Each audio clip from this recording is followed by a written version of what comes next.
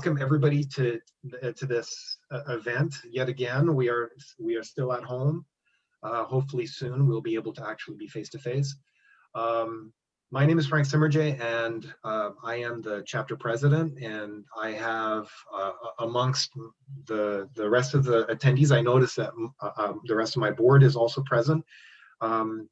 Fantastic to have everybody attend this session. Hopefully everybody gets to learn a little bit about collective defense, especially the framework that Fernando is going to present. A couple of things about the chapter.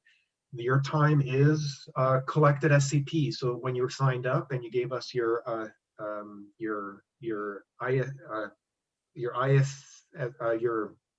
gee whiz. Clearly I've been drinking number.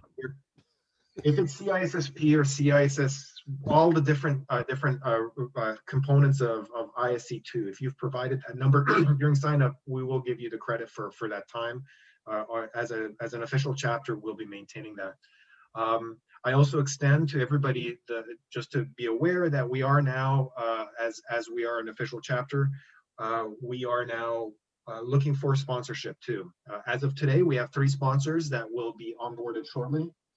And at that time, at our next general meeting, I'd like to introduce them and give them an opportunity to present a little bit about themselves on top of that. As most nonprofits like us, we are indentured to the goodwill of companies that are in the region, especially agencies and companies that support organizations like us.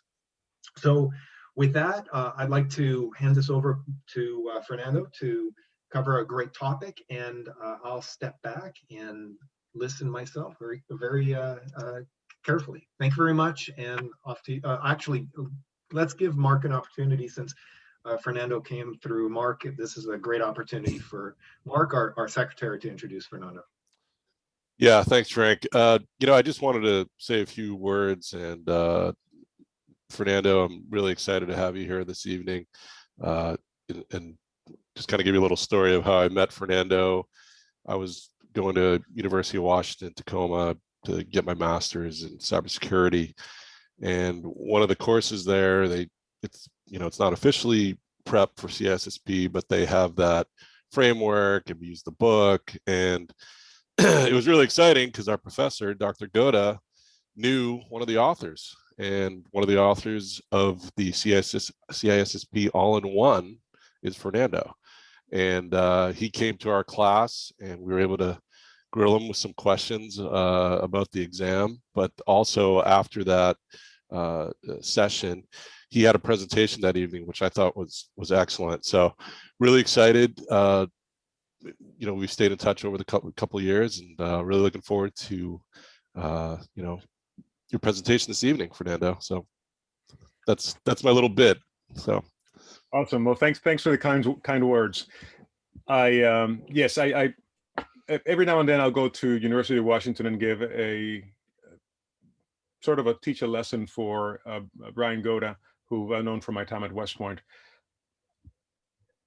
So I guess I should start with a little bit of background about myself, just to put things in context, and then we'll move on to the presentation itself. I met Brian Goda when I was at West Point, as I mentioned earlier. That's 25 years spent in my life spent in the Army. A good chunk of that spent in and around the West Point area, where I both taught and also did research. One of the cool things that happened was I was able to work in this little research center called the Cyber Research Center, hidden in the bowels of a basement at West Point. And one of the things that we got a reputation for was telling it like it is to different senior leaders in the Army, in the Department of Defense at large. Out of that comes a lot of work for us, a lot of big generals and political appointees and others coming to us and saying, "Hey, what do you think of this, of X?" And we would research X, and we would come back and give that person an honest opinion. And in that process, that's where I started working with General Alexander, who is now my current boss.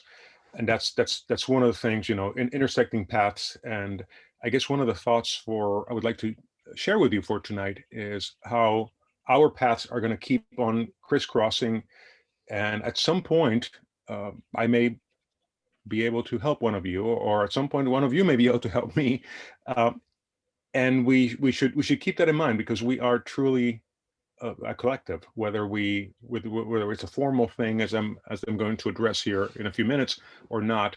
So that's I guess the overarching theme is how can we help each other out, even if we're competitors in the marketplace. And there are a number of ways in which we can do that, as we're going to talk about here in a couple minutes. This work really comes out of the passion of most of us at IronNet. I'm not trying to put a plug in for the company, but as way of background, a lot of the folks at IronNet come from government backgrounds. So we spent many years looking on the high side and the top secret level and et cetera, at what's going on in the cyber world, and becoming very concerned for our nation. And after we hung up the uniform or left government service, we came to the company and we continued that. And it is in that vein that we decided to capture it all and sort of formalize it into a framework that we could then share with the community and make it our thing.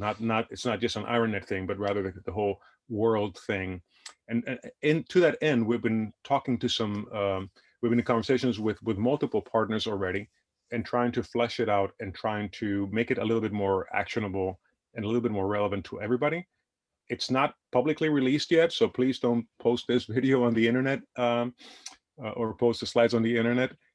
We anticipate we're gonna announce this framework this summer at Black Hat. So this is kind of a sneak peek of what that might look like. And with that as background, the motivation for the collective defense framework really comes from the realization that adversaries are conducting synchronized multi-lane campaigns to bring nations, sectors, companies, governments down, or to penetrate them for intelligence operations, in many cases preparing the terrain for armed conflict, should it come to that point at some future date.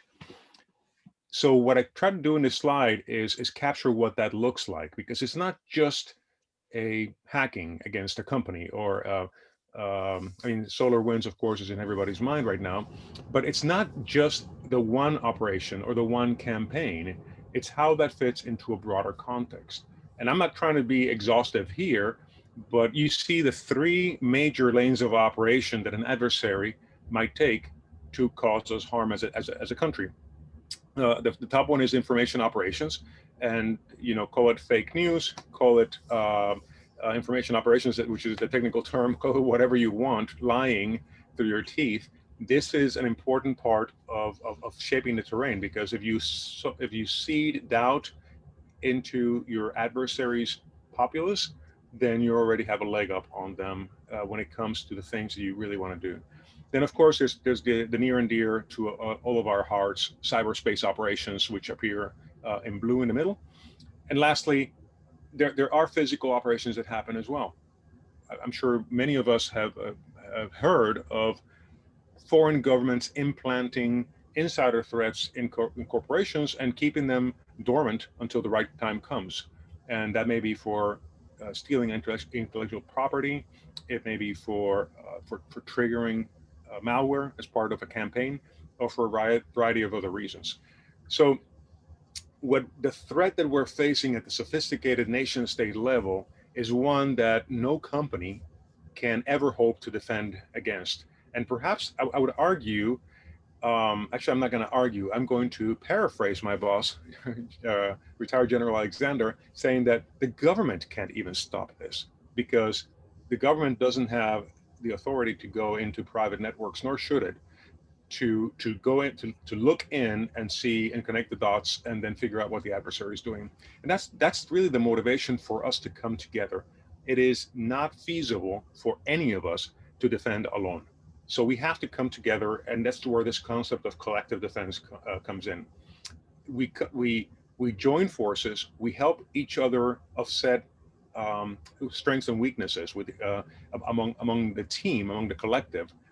And by helping others defend better, we help ourselves defend better. because the community is safer. And that's really the bottom line message of collective defense. The way we like to think about this, or by way of, I guess, a good case study or example, is the way that Microsoft and other companies have recently teamed up to defeat sophisticated adversaries, and not necessarily nation states. But it's an example of the top level, of the top modality that I show here, of protective collective defense, meaning we go out, we anticipate what the adversary is going to do, and we take steps together to prevent that action from being effective, or to somehow reduce the effects of it. What we're used to right now, I think, for the most part, in terms of collective defense, is the modality number one, the detective, what I'm calling detective, which is exemplified by ISACs and threat intelligence sharing in the form of IOCs. And as many of us know already, the manner in which we share IOCs is fundamentally broken, because by the time we get the IOCs published, the campaign is largely successful if it affected more than one organization, number one. And number two, we're inundated with IOCs. How do we make sense of the ones that are relevant to us if we're just subscribing to these feeds and honestly getting swamped by them? Then the third modality, or the second modality, I guess, which is in between these two. One is really proactive, out there getting into the adversary's face and stopping them, and the modality number one being we sit back and we just consume information, indicators of compromise. There's a middle ground, which is actually a place where a lot of companies are exploring right now. You sign an NDA with another company, and you share certain elements of cybersecurity information. Perhaps it's focused on a particular adversary or a particular campaign that you're trying to defeat, but for whatever reason, you have gaps in your own organization that this partner can offset. Case in point would be malware reverse engineering. A lot of organizations don't have a world-class team of reversers on staff. Maybe you have something else that compensates, that you can offer in a bartering situation to get a partner to help you reverse a particular piece of malware that's of common interest. So these are the three modalities that we like to think about. And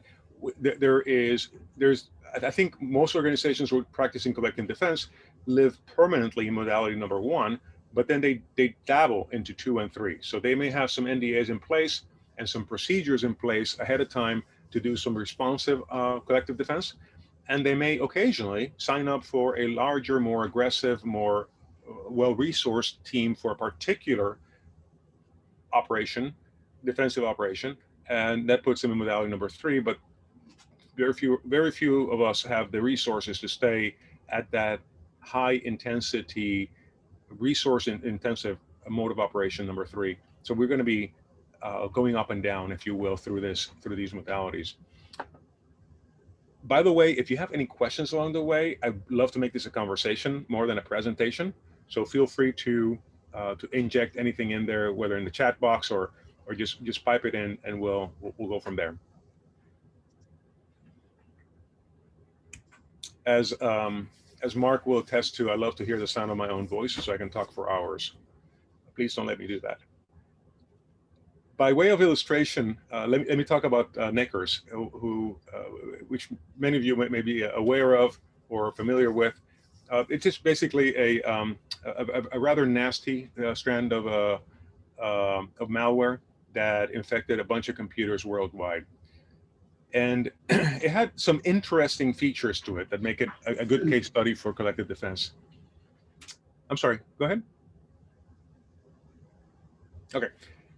So there was this collaboration among the threat actors where resources were exchanged, sometimes in exchange for money, sometimes just as a way to profit share, if you will. So there was the adversaries were collaborating already. So they were doing collective offense, which is becoming more and more common. through that effort, they were able to infect over 9 million computers worldwide in a rather short period of time. And then on the technical side, the thing that made it hard to stop it was the fact that they were using domain generation algorithms, DGA. And I can do a deep dive on that if you want me to, but at a very high level, at a very overview level, what DGA is rather than hard code the IP address or the domain name of your command and control server, if you're a malware writer, what you do is you develop an algorithm that will generate hundreds, thousands, perhaps even millions of domain names, and we'll go out and check them. Now, only some of them will be actually used for command and control. The others are a bit of a smoke screen. So if you're the malware writer and you know that your malware is going to be checking a predictable but apparently random set of domains to see if there's a message for them to establish a command and control channel, you know what that sequence is going to be because you created the algorithm. So the rest of the world may think it's random, but you know what it's going to be. And therefore, you register the domains ahead of time and make sure that they're available when the malware phones home. It makes it really, really, really hard to stop this unless you are able to crack what the algorithm is. And this is the way that, by the way, that the configure worm did its nasty business a decade before this became a problem for us. So the adversaries were collaborating using this very sophisticated infrastructure, and it was eating our lunch. So the response really was there was a coalition of the willing that came together, and they each contributed different pieces to the defensive operation. So you can see BitSight had some world-class reverse engineers that figured out what the malware was doing and extracted the DGA feature and handed it over to Microsoft, who then analyzed it and put a whole bunch of mathematicians on the case and figured out what the algorithm was. And they were able to predict the next, whatever, 6 million, 7 million command and control domains. So then they went out with that list to ISPs, and whenever somebody tried to register that domain, then you knew that it was a bad guy, number one. But number two, you could actually pre-register those domains or black hole those domains, and that's the way that the Neckers was stopped quite effectively in last year in 2020. This is an example. Yeah, go ahead. Fernando, I got a question for you, and you might be getting to this. So I guess what's the vision of the collective defender?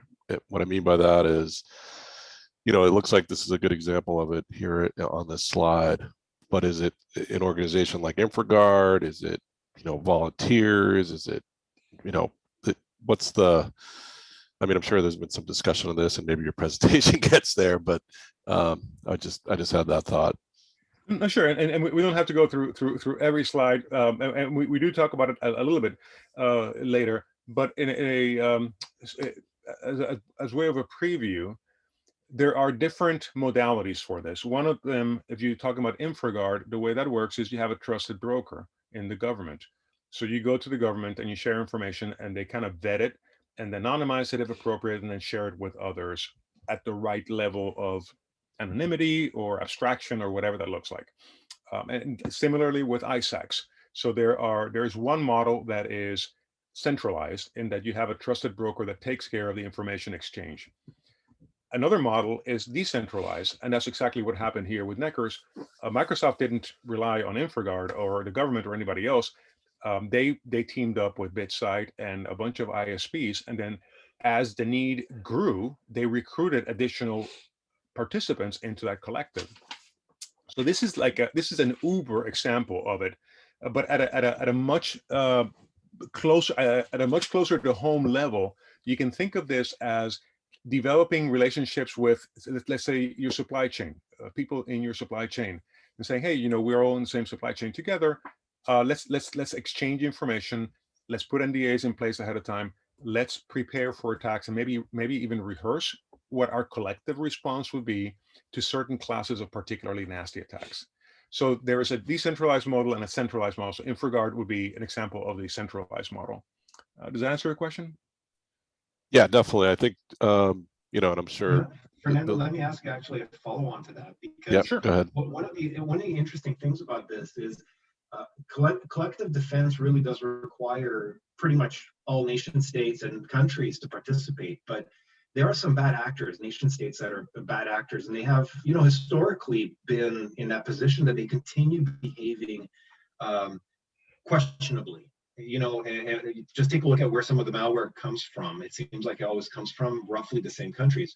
How do we become better aligned with these nations where we do need their help? I mean, we need those governments to step up, but not disclose this information, and it becomes basically they weaponize the information.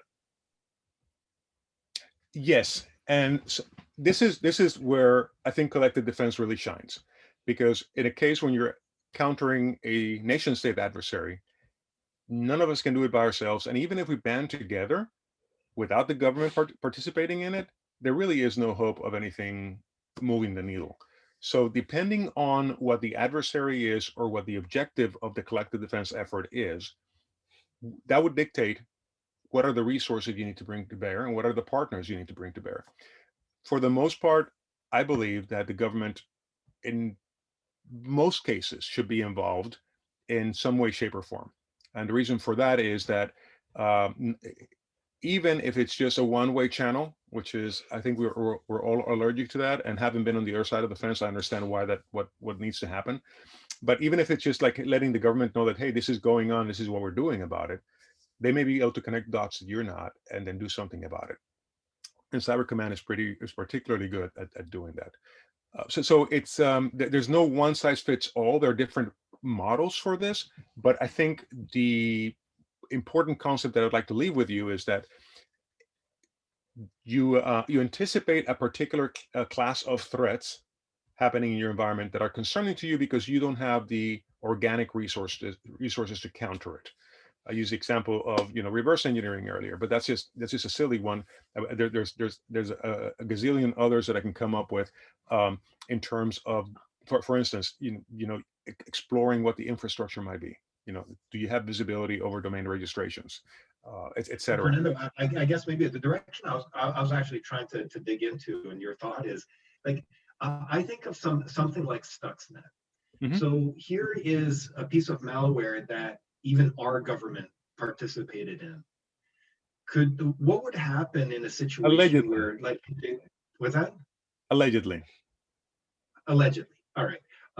So a company like Microsoft and BitSight, all these organizations collectively identify potential early signals and work collectively with the government. And interestingly enough, maybe that agency sees this as an opportunity that they have to change their weaponization model, right? They're sitting on something like the code base, an exploit, and maybe this forces them to trigger the outcome sooner, or maybe change their tactic. That's the only thing that I've always felt that's such a difficult thing, is how do you prevent the people that you want to distribute the information to, potentially, if they are the adversaries and they're sitting on potentially weapons, and they use it because they got information because of the collective. It all hinges on trust. And how do you develop that trust, and what are the boundaries of that trust? I don't think any of us, certainly in the private sector, are prepared to trust anybody else completely with everything. There are compartments that we create. How do we protect against sharing information with a threat actor who may benefit from that and modify their tactics or their activities? Well, I mean, I would argue that the fact that you're forcing them to change their playbook is automatically a good thing. I mean, that you are making them react. You're making the adversary react to your initiative, and that's one of the principles of war. You want to put them in that place, and you want to keep putting them in that place. So the trust issue is tricky, and I think what happens is, as we build relationships, and some of these relationships become habitual, then you know what the boundaries are, how much trust is the right amount of trust to share. But fundamentally, we have to have a certain level of trust, even if it's okay. So this is TLP. I'm going to share TLP Amber things with you, or maybe somebody else in the collective is not. I don't even trust them that far, so it's just TLP white or green, whatever.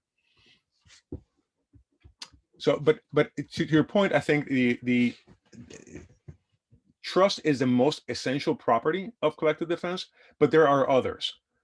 Trust enables you to have visibility over what's going on in other people's environments. If you don't know what's happening, what kinds of attacks I'm being exposed to, you will not be able to connect dots and say, oh, look at that. These are similar things happening in your environment and my environment.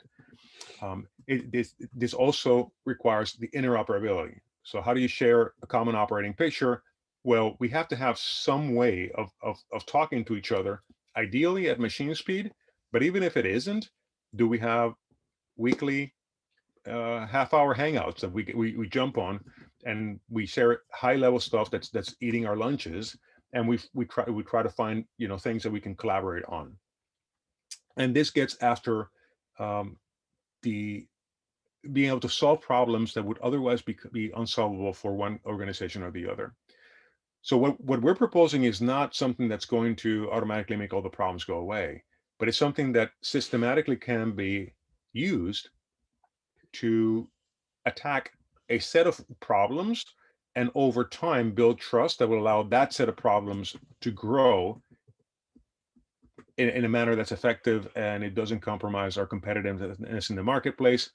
And importantly, the last bullet there, how do you know, or how do you develop the relationships with the government agencies that are appropriate to be involved in particular sets of problems that you're trying to solve? So what what I would encourage you to do is to think of this as a template, and you put things in different bins. And some of those bins are the things that I'm going to do by myself in my company because A, they're too sensitive, or I'm not aware of anybody else who can help me with this. But there's another bin that maybe require government intervention. And do I even know who to go to? And do I have a relationship with that agency where I know what to expect when they are involved? And then in between, there's an extended set of partners, friends, collaborators. And this is something we do all the time. Matter of fact, we're dealing with in my company, I can't get into the details, but we're dealing right now with a super sophisticated campaign that probably I'm not going to say rivals SolarWinds because it's not the same magnitude, but in terms of sophistication, it clearly rivals it. We have a slice of that because of the system visibility that we have, but we also know where to go to for the other parts. So we have these friends, we have NDAs in place, and we go to these collaborators and say, we think we have this problem, and we want you to take a look at this particular thing in your environment and tell me if that's a problem for you. And they'll go in and they found out it was a problem, and their eyes got this big and said, how did you know that? Say, okay, well, let's talk. Let's start exchanging information, figuring out what it is and what we can do collectively about it. I feel like that was a really, really long-winded quasi answer. Let me pause for a second.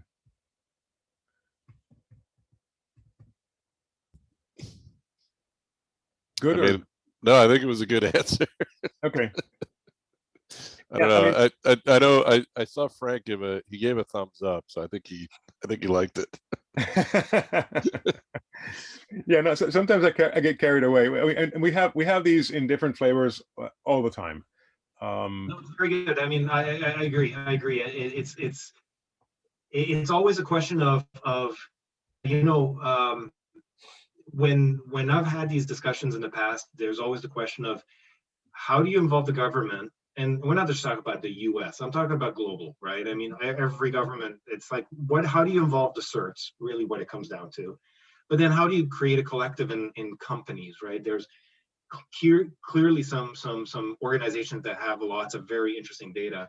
How do you get into a state where you can disclose the information, but fundamentally not violate? One is allow threat actors to be triggered, and secondarily, as a business, not to give away your, potentially your secret sauce too, right? Right, and there are ways to get at that, and I'll get to the question here in just a second. But there are ways to get after that. I'll tell you right now that we are in conversations, like collective defense, active, responsive conversations with multiple governments, and that's just at my company.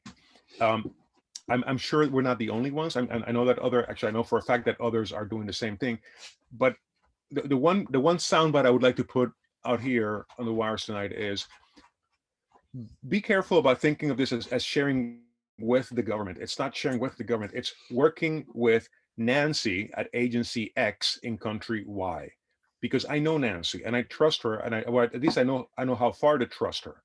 And working with Bob in some other country, in some other agency, and having these very personal relationships where you have that level of intimate personal knowledge over a person that you're dealing with, number one, but then you have the right construct for procedures and legal and liability issues, so you're protecting the company. I think you both of those go hand in hand. And I lost the hand that was up, so whoever had the hand up. Yeah, that was Jean. I don't know if you can unmute her or she can put her question in the chat. I can read it to you.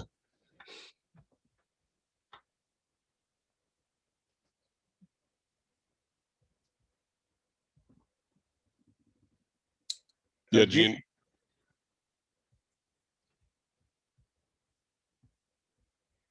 I can't unmute, but I can ask to unmute, apparently.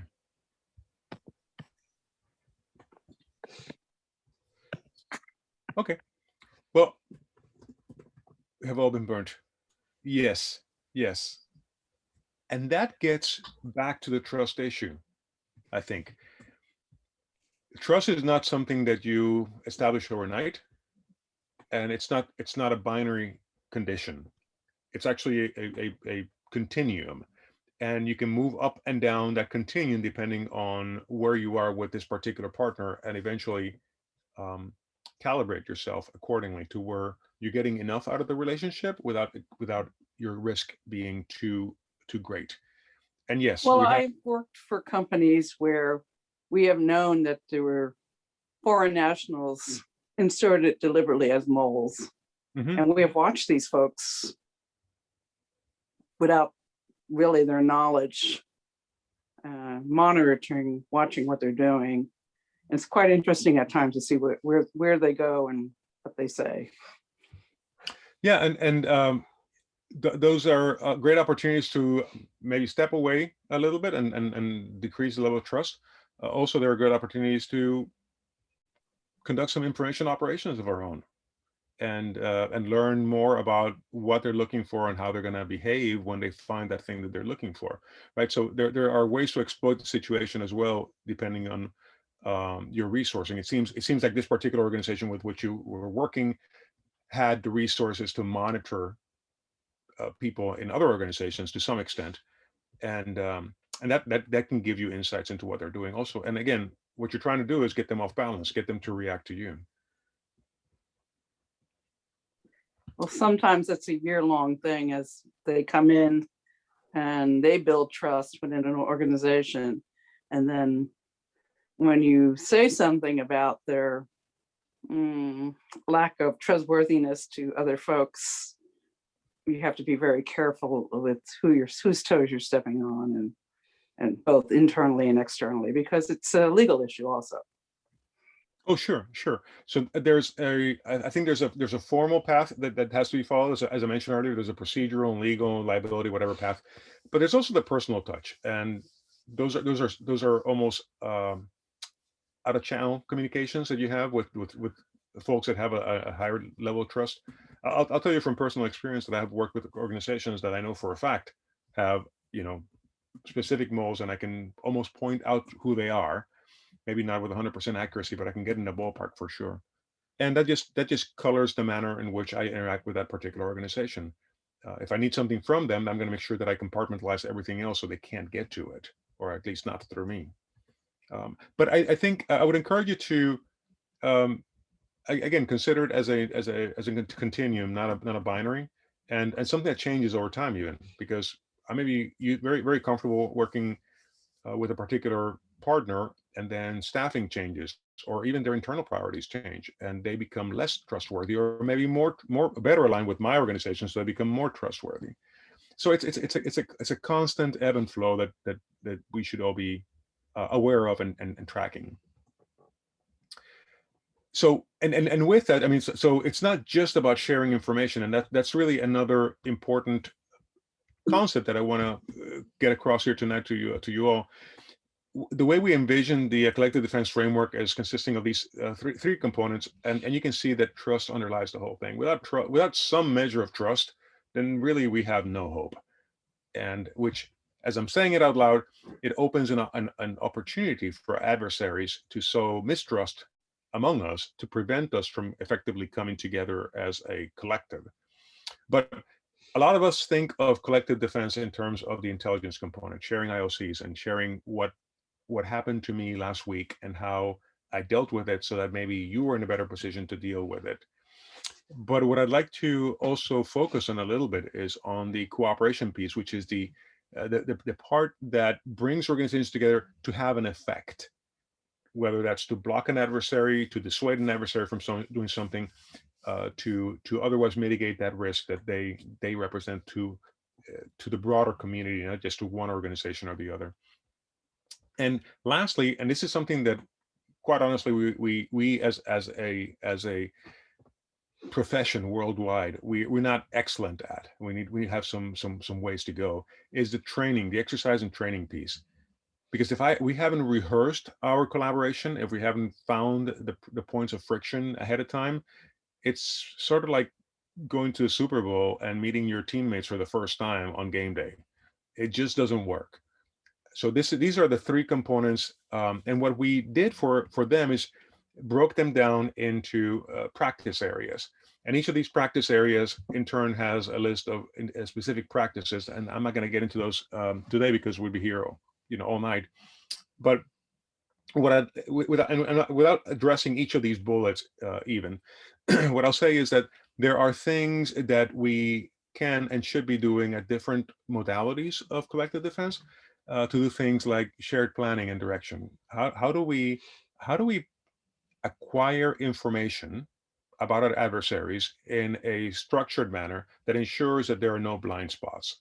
So if I'm collecting intelligence on my end and you're doing the same thing on your end, and we're not coordinating what those two collection campaigns look like, or if we rely on a certain set of very well-known and very reputable but very distinct vendors for cyber threat intelligence, then are we really looking at the entire spectrum? Are we collectively planning and directing those collection efforts? So that's that's one piece that's really hard for most organizations of small and medium size to do. But I would argue that even at the medium size organizational level, there are opportunities to do some of this. And then having discovered intelligence that's relevant, or having developed a collection plan that's effective for us, how do we then share the situational or that situational awareness, which is on the cooperation box in the first bullet? How do we develop a common picture of what's happening?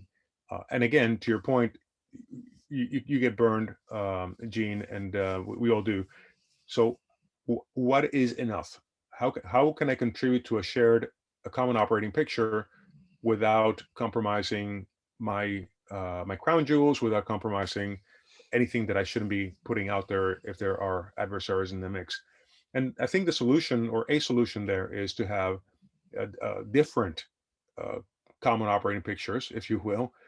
There's one that the whole collective can share, but then you have these areas of additional focus that you can develop with trusted partners. And then you get to the piece of training and exercises. And one of the things that I personally struggle with, and it gets back to the issue of trust, is when I'm communicating with somebody who is a senior analyst at company X, how do I know what they know? How good are they? What is the standard by which we measure professionals in certain roles so that we can all speak apples to apples and oranges to oranges? And that's a tricky part. It comes out of, you get a better sense out of it when you develop relationships with your partners in a collective. There are things like the SISI framework from NIST that may help one day. It hasn't gotten much traction yet. But how do we establish that? Personally, the way I do it is I spend time with individuals that I'm going to trust and I'm going to collaborate and cooperate with. And I get a sense for where they are so that when I make a request, it's a reasonable request. And when I'm developing a plan, it's based on my best estimate of what the capabilities are of the different organizations. And that's really, really important, is knowing what capabilities each partner brings to the table. Thoughts, questions?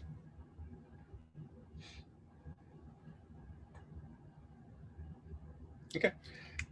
And then the way in which we put this together is a process, and it starts with securing your organization. I mean, you can't really contribute to the cybersecurity defense of others. I'm sorry. Go ahead, Mark.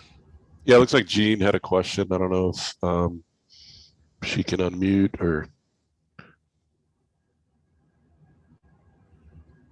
maybe throw it in the chat again. My Zoom foo is very, very weak because I can't see those questions popping in. I'm monitoring both the chat and the it's very difficult. I agree, having presented. The questions I have to do not only with who do you trust, but the timing involved, because, you know, a lot of us belong to ISACs and various groups that share information. And as you said before, you don't find this out until afterwards, in which case it's already been exploited in many cases. So in my mind, it's like you have this collective framework, but you have all these initiatives, but if you don't talk about the timing involved and who's available, I don't see how this is going to be that much different from the ISACs. No, and that's really the point. I don't want to disparage the ISACs at all. I think they serve an important purpose. I think that the internal processes of most ISACs with which I'm familiar are ineffective. They're not what we need, and that's why we're proposing this. That you can step. Maybe you can work it within the ISAC. Maybe you step outside of the ISAC and develop these relationships. But one of the and again, as a company, we're talking to ISACs and trying to get to a better place as to how this information gets shared and how we can bring people together. But at a minimum, I think the ISACs have a lot of value simply because it gets like-minded people into the same room, and you can have those conversations and figure out, well, this person seems to be somebody who would benefit my organization from a defensive perspective, and to whom I have something to offer in return. And you start relationships. I think that's a from my time in the ISACs, that's the most valuable thing, is the people I meet, not necessarily the products that they put out or the talks even. I don't know, what's your thought on that? It's very true. I agree with you. So having secured your organization to some degree, and you can follow whatever framework you want for that, but you have established a certain level of internal maturity, and that's what really empowers you to take the second step in the process, which is figuring out what you're good at and what you're not so good at. Because once you figure that out internally, then you have to go and identify partners that can compensate for your weaknesses and to whom you can offer some compensation for their weaknesses using your strengths. And just because there's a good match in that regard doesn't mean that it's a good match for practical purposes, because there's a gazillion different reasons why this could be a bad idea to partner with this particular organization or this person. So you have to, I like to think of this as the sales funnel. I'm not sure if many of you are familiar with it, but you have a funnel and you have a very large number of prospects that you have a very casual, superficial conversation with, trying to figure out who's who and who may benefit from your product or service or whatever it is you're trying to sell them. And then as the conversations develop, the number of candidates or the number of people with whom you're communicating at a deeper level decreases until you're left with the real gems, the real opportunities where you have a win-win situation that you can develop. And it's likewise, that's the way I think of the third step, which is identifying partners. Lots of conversations, at a general level where I'm not going to say anything that's going to potentially be problematic for me, but I'll have a handful of people that I can really go and have some candid conversations with and take a little bit more risk and know that I'm going to be okay. And when you find those, when you find the right partner and you have the right problem in mind, then you can develop an initiative around it. I'm not a big fan of open-ended initiatives where we assemble this team and we're going to meet every week and see what's out there and what can possibly be done about it by us working together. Rather, I like to find a specific thing that we're going to go after. And again, we do this regularly. We happen to discover indicators of something, some behavioral indicators, and we are investigating to see if this is as widespread as we think it is. And we're going to very trusted partners first to see what they know about it.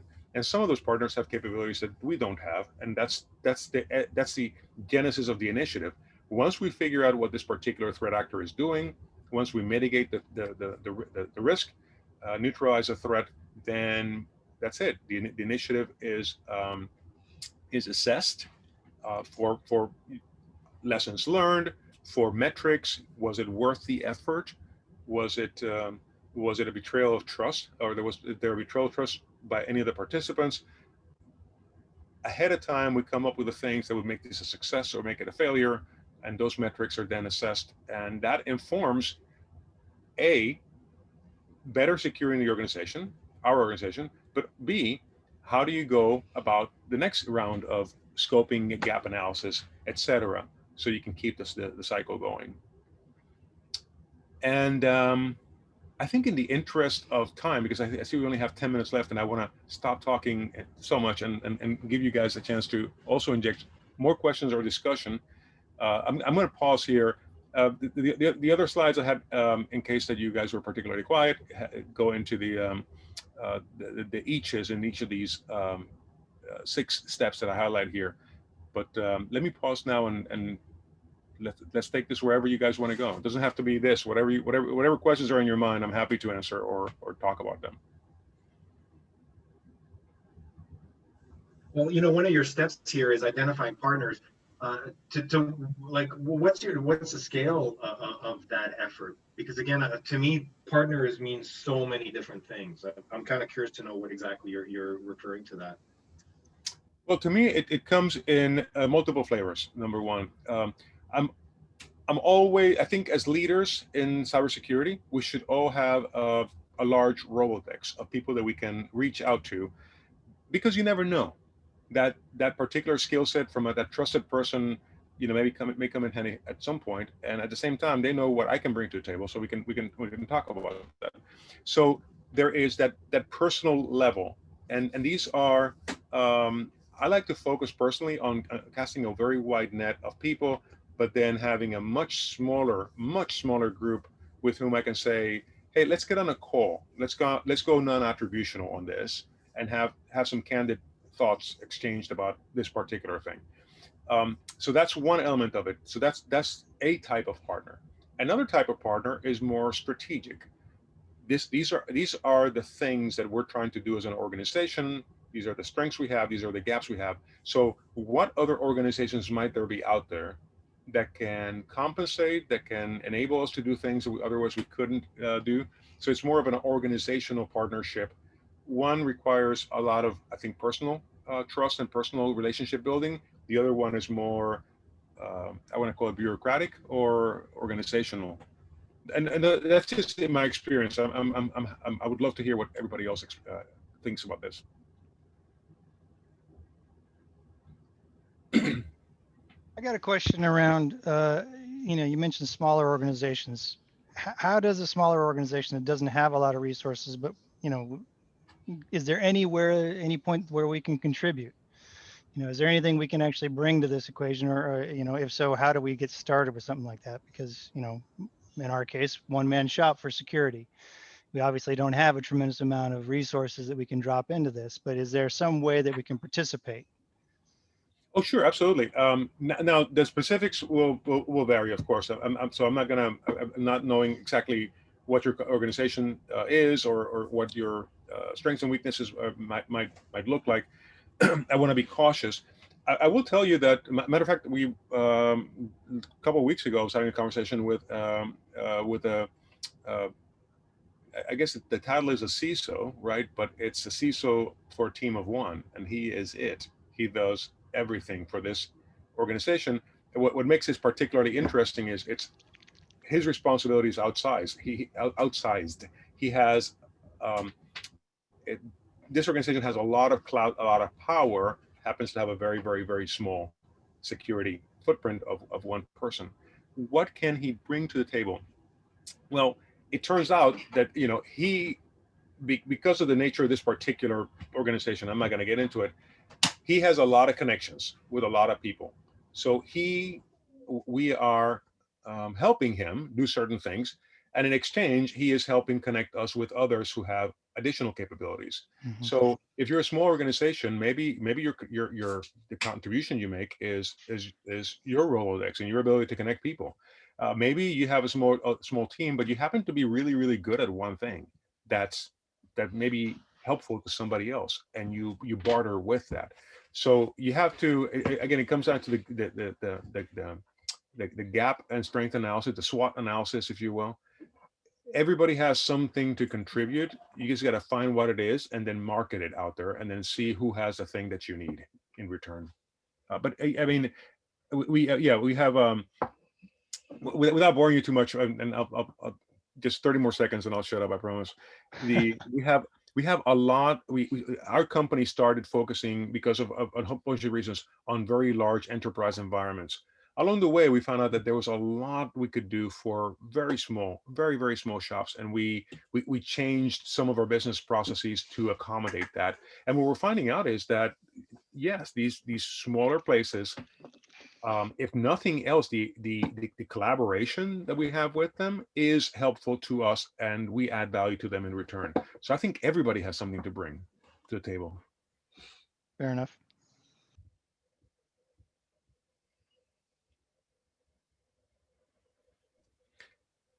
Any other questions? It doesn't have to be in collective defense. I mean, I'm happy to talk about, the flavor of the week. What is the flavor of the week? What is the latest attack?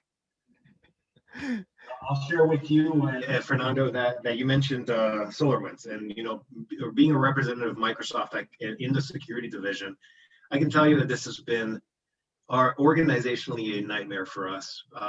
SolarWinds did some. How are you working with various industry verticals? Are there any differences in the way you approach this, or is it across industry by size, or? I'm sorry. I think I got two questions interleaved there.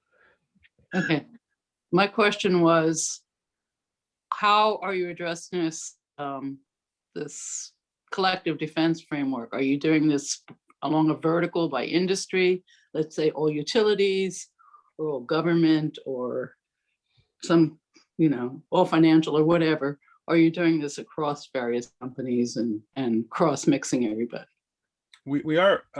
So I'll talk about two things. The first one is what we do in terms of collective defense with regards to the framework, and I'll tell you, we collaborate with everybody at all different levels. We are writing national policy for some countries, like literally, and that's one end, and at the same time, down to this one example I just gave you of the one-person shop in a very tiny organization that happened to have a lot of connectivity, I guess. That's we go everywhere. Now, in terms of, we also have full disclosure, a lot of this comes out of the platform that we put together, which is a collective defense platform. And in that regard, we group verticals together so that the machine-enabled collaboration happens within the sector first, but globally, everybody has visibility over what's going on when it is relevant to them. So there are different models you can use depending on whether you're talking about the technology behind collective defense or you're talking about the principle of the framework.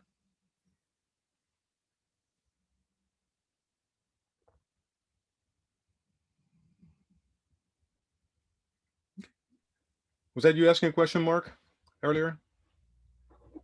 That was, I think Frank had something on his mind. I was leaning in on the whole, you said, what is the flavor of the week? And you had brought up SolarWinds. As I mentioned, our organization had discovered that SolarWinds is more sophisticated than most people. I mean, even what's known in the public domain right now, I think over time people will be informed that the sophistication level of this is remarkable. And you mentioned that you're also dealing with another set of sophisticated attacks. So what is the flavor of the week? So we're very much involved in the SolarWinds thing, I guess, party. Partly because when SolarWinds came out, we scratched our heads and we said, how in heavens did we not pick this up? So we went back through Fernando, just for the sake of the audience, maybe can you summarize in like 2 sentences SolarWinds? Because just in case people don't know, except that it sounds really cool. So SolarWinds is the perfect storm of supply chain attack. An adversary, presumably of Russian origin, nation state capability, infiltrated the software development environment of SolarWinds, which is a company that monitors through one of its products called Orion. They monitor the health and welfare of networks worldwide, including in government, very sensitive government places in the US and elsewhere. So by doing that, they exploited, they inserted a feature in the software update cycle so that basically they could reach out to the entire, well, not the entire, SolarWinds has something like 35,000 customers. They targeted specifically about 17,000 of those. And they basically infiltrated these environments, these very, very secure environments, through a trusted agent, which was SolarWinds. That's by definition, that's a supply chain attack, right? So the thing that makes it insidious is that they were very, very good at staying quiet. When a machine was infected, it would phone home using a very discreet technique called DNS tunneling. And I don't have to get time to get into it, but basically what it is using DNS to exfiltrate information in a manner that's very difficult to pick up if you don't really know what you're looking for. So when that happened, if the machine was not of interest or the organization was not of interest, the response from the command and control server was, okay, yeah, just stay put. I don't care about you now. But there's this thing floating around that wasn't triggered or used at the time, but they could come back to it at some point in the future and use it. So that's SolarWinds in a nutshell. And again, the reason we so there's a couple reasons why we actually went through 2 years worth of data to see if we ever picked up anything of this, and we actually picked it up on 7 of our customers.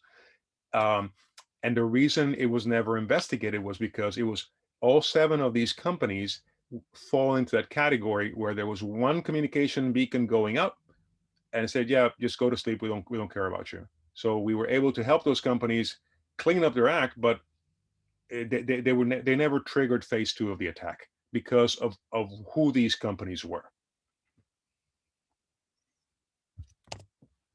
Now, all that being said, if you said the flavor of the week, and we're at time, I want to be respectful of your time. But the flavor of the week, I have one word for you, and that is silverfish. Nice. If you haven't been reading up about silverfish, then you may want to dust it up. And there's a very nice report put out by Prodaft. And Fernando, you know, my official word of the week is official PHP Git server, the pull request. Yes, nice. That's I love that one.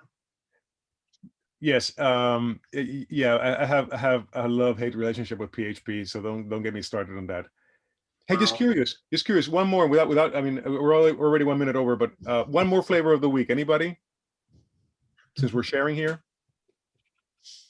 Open source software dependency injection.